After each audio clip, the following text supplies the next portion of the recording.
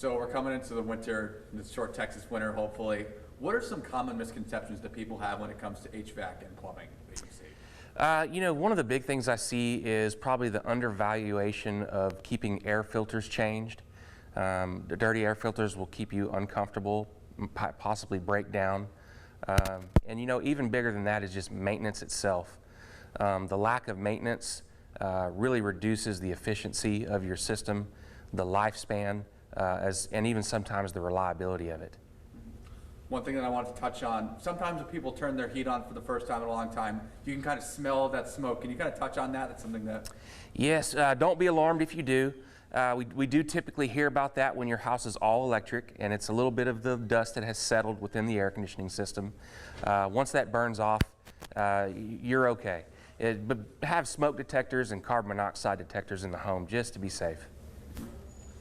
So do you have any general cost-saving tips, any tips or tricks that people can kind of use around their house to maybe save a buck this winter? Absolutely, absolutely. So use a programmable thermostat or a Wi-Fi capable thermostat. That way, if you're not at home, you can do a setback schedule. Also, make sure that your attic has plenty of insulation. Definitely will keep you warmer in the house, reduce your energy cost. And again, not to beat the dead horse, but maintenance is critical. We can spot things that are going wrong, that are costing you extra, keeping you uncomfortable, and address those things. Is there anything that people can do around the doors or the windows in their house to kind of, you know, help with keeping their homes warm and maybe saving a buck?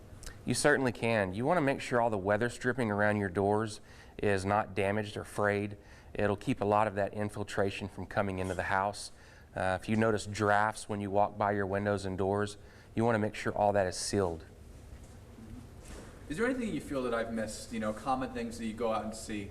A large part of the calls that we go on, the air filter and the blower and the coil inside being dirty really affect how comfortable and how much heat you can get into a home. It's often overlooked, but vitally important. So something that I want to touch on, Brandon said that sometimes after the freeze is over, you guys will go out and see a lot more calls. Kind of talk about that. Yeah, so if your pipes or plumbing, drains, or anything like that do freeze, once it thaws out and gets warmer, that's when you're going to start seeing drips, possibility of water damage, and you definitely want to keep an eye out once it starts to thaw out. I'd advise everyone to make sure their furnace is working, the water heater is working. Test them now before it does get cold. Getting help during the week is much higher chance of being successful than the weekend. The best advice I could give coming into this weekend, being very cold on Monday and Tuesday, is be as proactive as you possibly can. The last thing you'd want is to be reactive. It's better to plan for something than to respond in an emergency situation. Definitely, if you have any exposed pipes around your house on the outside of your home, make sure those things are insulated. Your hose spigots on the outside of your home, make sure you put hose bib cover on those to prevent any kind of freezing. We don't want any busted pipes with this cold weather coming. We experienced this a couple of years ago, and if we can be, you know, proactive as possible, take care of these, get them insulated. That way they don't freeze and bust, and then you have to call us. Just try to insulate anything you can. Leave your cabinets open inside your home, under your sinks to try to get heat underneath those.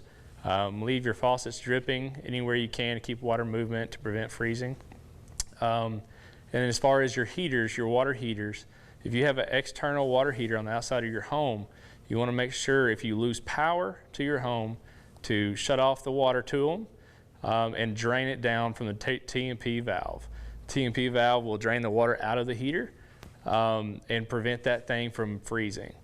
If you do not lose power, you'll definitely be fine. You can have, your heater will self-protect itself with power not to freeze and bust. If you lose power, that's when you need to drain the heater down. If you have a well, a water well, if you live outside the city and you have a well, you definitely want to get inside that building.